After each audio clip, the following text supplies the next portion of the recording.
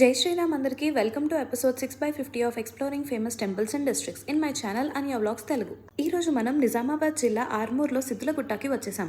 దేశం నలుమూలల నుంచి 9 మంది సిద్ధులు తపస్సు చేయడానికి అనుకూలంగా మారిన చోటు ఇది. శివలింగాన్ని దర్శించుకోవడానికి మనం గుహలో నుంచి లోపలికి వెళ్లాల్సి ఉంటుంది. ముందుగా మనం కాలభైరవ స్వామిని దర్శించుకుంటాం. ఆ తర్వాత నవసిద్ధులలో ప్రముఖుడైన మచ్చేంద్ర స్వామి వారు ప్రతిష్ఠించిన శివలింగం మనకి దర్శనమిస్తుంది. ఇక్కడ గుహలో స్వయంభుగా వెలిసిన శివలింగం మరియు అన్నపూర్ణాదేవిని దర్శించుకొని వాళ్ళ తపస్సుకి అనువైన ప్రదేశంగా తపస్సు చేశారు. ఈ శివలింగం చుట్టూ ప్రదక్షిణాలు చేయాలంటే మోకాలపైనే చేయాలి, నిలబడి చేయడానికి వీలు లేదు. శివాలయంలో నాకు గుర్తొచ్చిన స్తోత్రం ఓం త్రయంబకం యజామహే సుగంధిం పుష్టివర్ధనం ఉర్వారుకమివ బంధనాన్ మృత్యోర్మోక్షియమామృతాత్.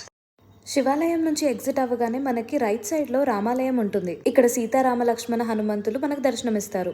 పక్కనే ఉన్న ఒక పెద్ద కొండపైన జై శ్రీరామ్ అని రాసి ఉంటుంది.